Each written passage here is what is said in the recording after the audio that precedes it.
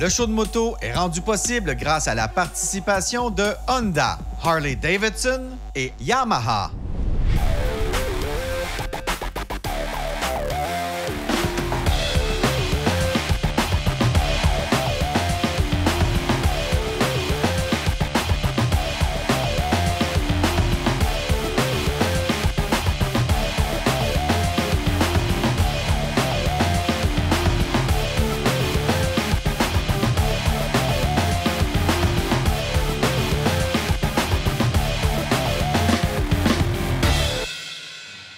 Bonjour tout le monde, bienvenue au show de moto. Je m'appelle Éric Ménard. Cette semaine à l'émission, on vous fait encore rêver avec des voyages de moto. Notre collaboratrice Cindy Martin est allée rouler au Mexique et c'est presque un spécial femme au show de moto cette semaine.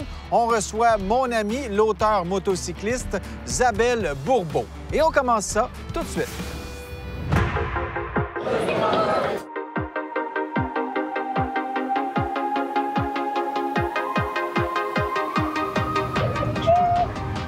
Jérôme, merci de m'accueillir ici au Mexique. Plaisir est pour moi.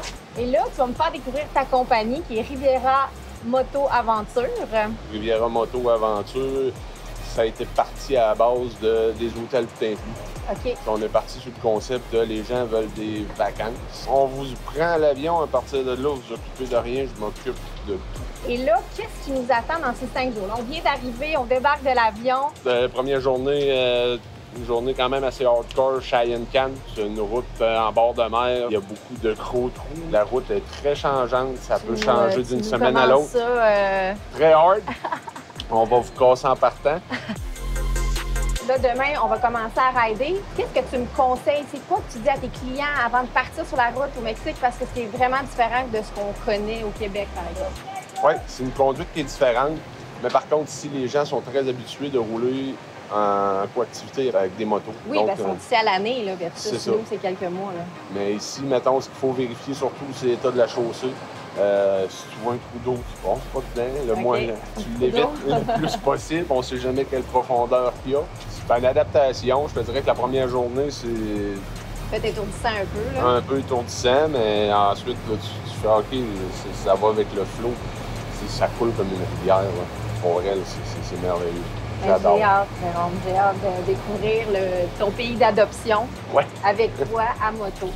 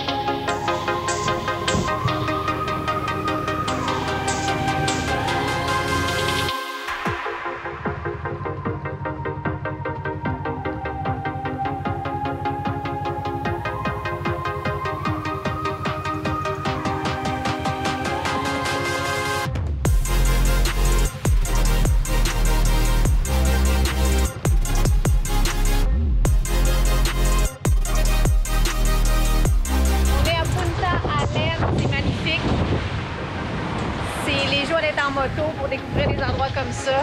Vraiment magnifique.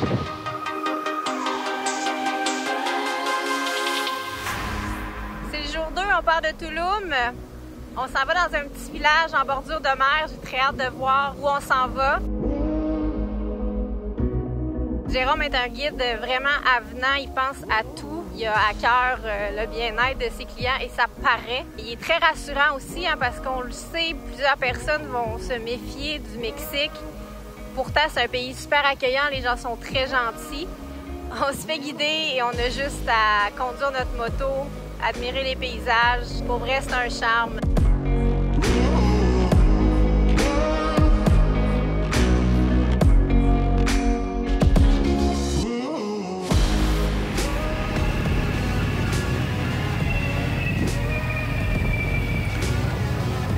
Donc, c'était notre destination du jour 2 sur le bord de la mer. On a roulé un peu au milieu de nulle part pour se retrouver ici. C'est magnifique. Jérôme, fin de la journée 2, on est dans ton petit village coup de cœur. Pourquoi il te fait autant triper cet endroit-là? Ben écoute, c'est l'énergie que la ville dégage. C'était sur le bord de la mer. C'est un village de pêcheurs. On mangeait de la langouste fraîche, du poisson frais. Je vais revenir sur la journée 1. C'est une journée très, très technique. J'ai adoré ça, là. Puis de se promener entre les trous d'eau, debout. C'était vraiment super, très technique. Je trouve que ça a commencé en force. Après ça, le jour 2, ça a été plus calme. Ça a fait du bien. Mais le jour 1, c'était fou de se promener dans ce parc national-là. Oui, puis écoute, ça, Punta Island, c'est vraiment un petit joyau de la réserve de Cheyenne Can. On a même roulé entre la lagune et la mer. Oui, des fois, il y avait de l'eau des deux côtés. C'était incroyable. C'est ça, là-bas, c'est de la pêche, donc tout ce qui est fruits de mer aussi, c'est frais, de la pieuvre. On a bien mangé. C'est ça qui est le fun avec ton offre, c'est que c'est adaptable à tout le monde, selon les goûts, selon le niveau. Oui.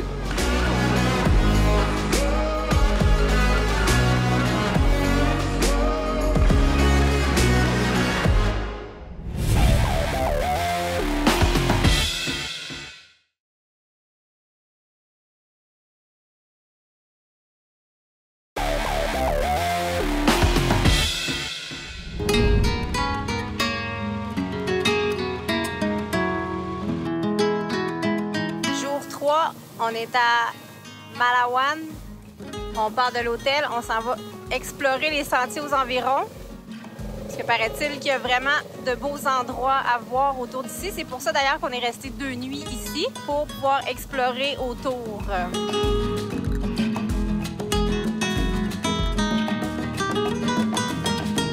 On s'en va sur un sentier sur le bord de la mer. On va possiblement se baigner. Aujourd'hui, on a une belle journée. Hier, c'était plus gris. On a eu un peu de pluie. Aujourd'hui, le soleil est au rendez-vous. On vient de rentrer dans une petite route en genre de terre-sable qui va se rendre vraiment sur le bord de la mer. J'ai bien hâte de voir ce que cette petite route-là nous réserve. La mer est juste là. Wow! J'en crois à peine mes yeux de rouler ici. C'est une chance d'une vie. Je me peins.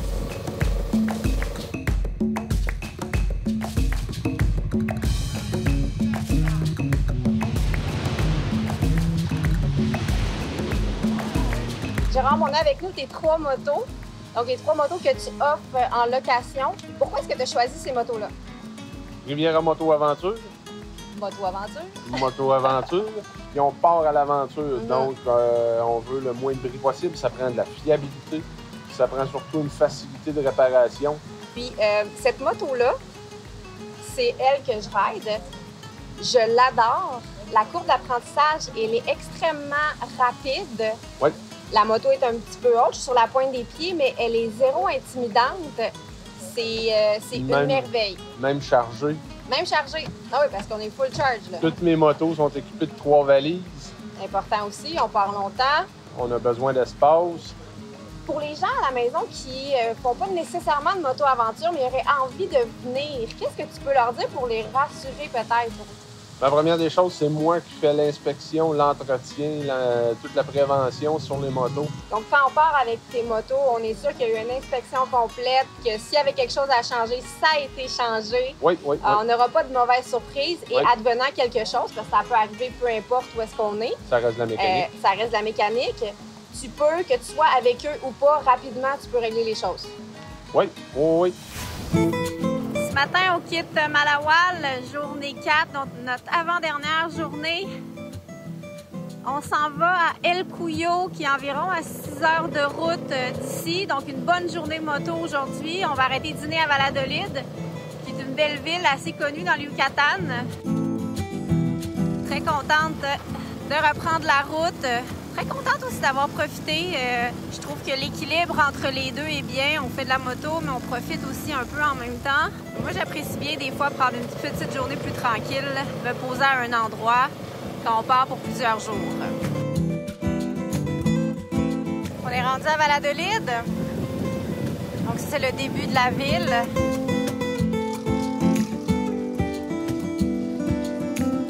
L'architecture, je me souvenais qu'elle était magnifique.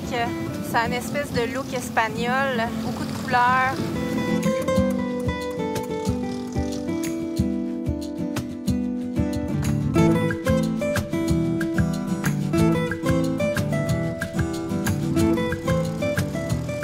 Et El Cuyo, c'est là qu'on dort ce soir, avant notre dernière journée déjà demain.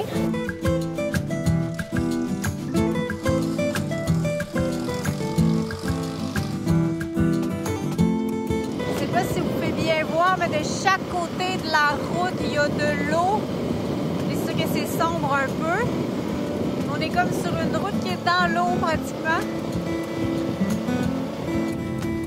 En tout cas, moi, c'est pour ça que je fais de la moto, pour découvrir les endroits comme ici, connaître des gens passionnés comme Jay et José. Il y a de l'émotion dans l'air. On est rendu, gang! Ça fait rêver et j'espère que ça vous donne le goût de tenter le voyage à moto. On va poursuivre ça un peu plus tard dans l'émission, mais après la pause, on vous présente la BMW S1000RR.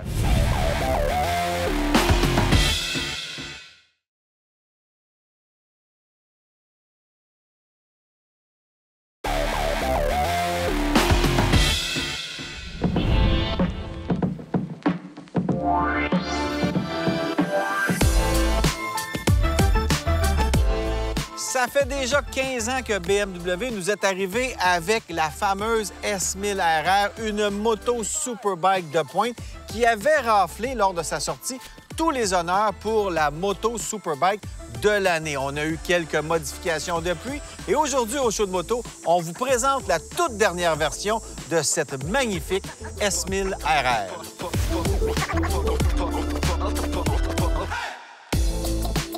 En 2009, BMW avait surpris le marché en arrivant avec toutes sortes de nouveautés techniques pour une moto superbike. En 2019, ils ont refait la S1000RR en partant pratiquement de zéro. Ils ont gardé environ 5 % des composantes originales du modèle 2009. Et en 2023, BMW a décidé de prendre les composantes de la M1000RR, une moto d'homologation qui était seulement disponible pour environ 1200 utilisateurs fortunés qui pouvaient se procurer une moto presque unique tellement elle était rare. Mais là, on a pris les éléments de la M et on les offre maintenant sur la S1000RR série M.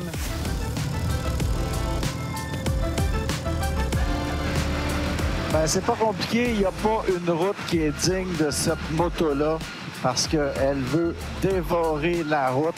C'est vraiment une bête faite pour les pistes de course. Donc, si vous avez des week-ends de track day, c'est la machine. Vraiment, c'est le fun. On compare avec du Panigale, on compare vraiment avec des superbikes de haut niveau. Ça tire en masse, mais c'est pas tout la puissance. Hein. Il faut avoir du contrôle, il faut avoir de l'agilité. Et puis cette moto-là, tu fais juste regarder un petit peu à gauche et ça veut tout de suite se mettre sur l'angle. On la sent légère, on la sent vive. C'est une moto qui, sur piste, doit être hallucinante. Une machine de plaisir pour qui est capable d'exploiter toute la puissance. En plus, on est rendu avec du slide control. C'est de la technologie très avancée. Si vous avez les couilles pour vous en servir, bien bravo, parce que ça peut vraiment être trippant.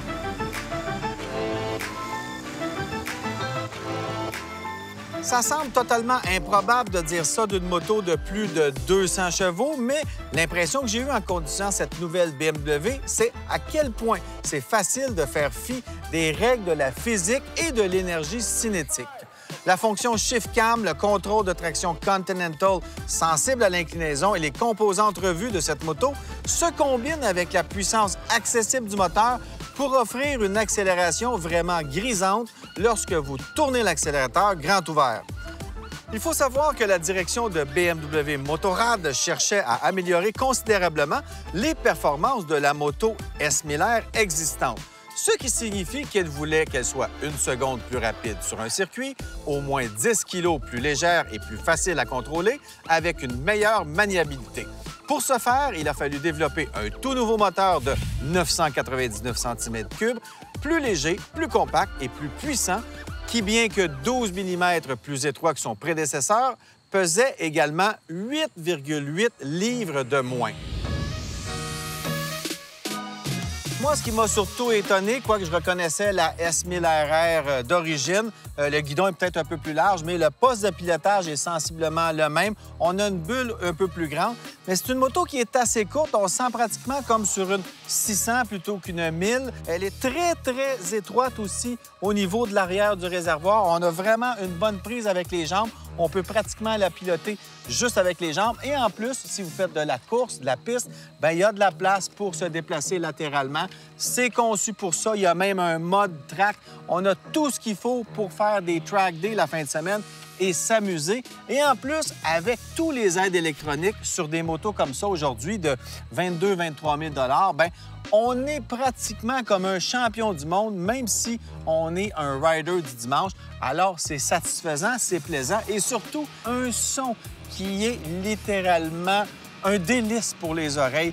Les entrées d'autoroute, c'est là où on peut y en donner, la faire respirer. Et là, elle nous récompense d'une symphonie de HP. Et ça, on aime ça. Ça paraît-tu?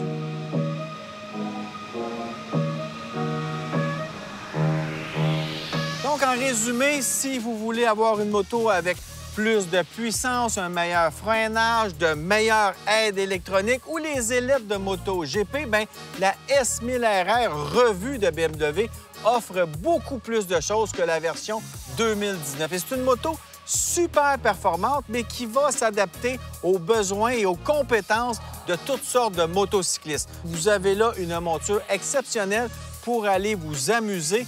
Cette S1000RR a tout ce qu'il faut pour vous plaire. Alors voilà, elle s'appelle la S1000RR de BMW. C'est une machine de rêve aux performances extraordinaires. Après la pause, on poursuit l'aventure au Mexique et on rencontre l'auteur motocycliste Zabel Bourbeau.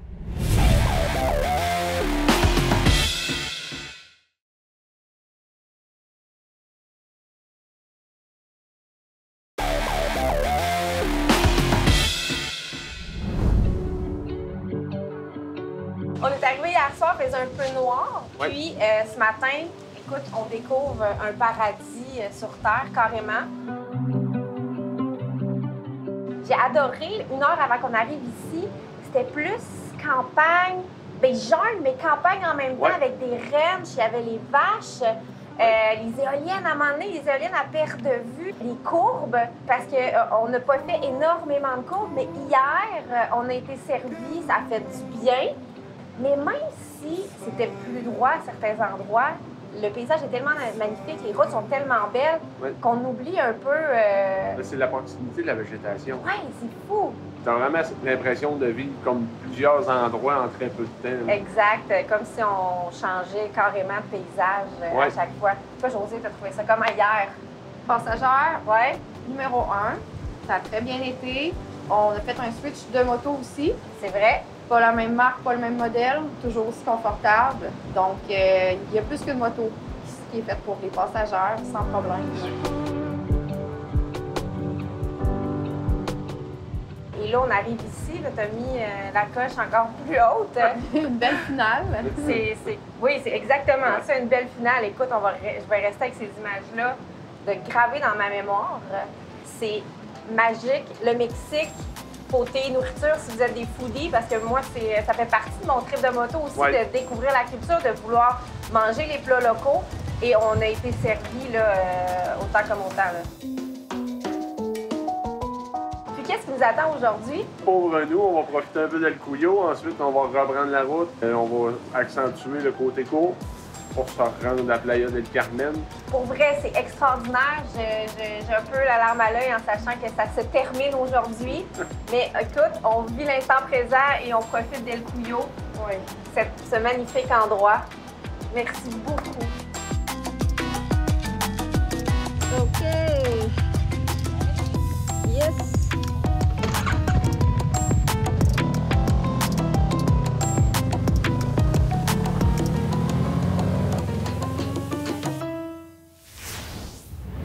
Au show de moto, on parle de moto bien sûr, mais on parle aussi de livres de moto, surtout quand c'est notre chum Isabelle Bourbeau qui vient de sortir un nouveau livre avec les guides Ulysse. Salut! Salut, bienvenue Eric. au show de moto. Ma Merci. chum Isabelle, grande voyageuse, Oui. motocycliste hors pair, une passionnée comme nous autres.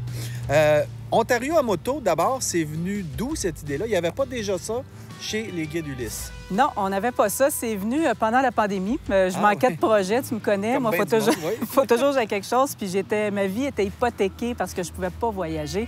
Fait que j'ai proposé le projet à Guide Ulysse. Ils ont accepté avec grand plaisir. OK. Donc, c'est depuis ce temps-là que je travaille là-dessus. Et pour ceux qui ne connaissent pas, les guides Ulysse, c'est une recette éprouvée. Ouais. Donc, on y va avec des coups de cœur, évidemment, la route suggérée.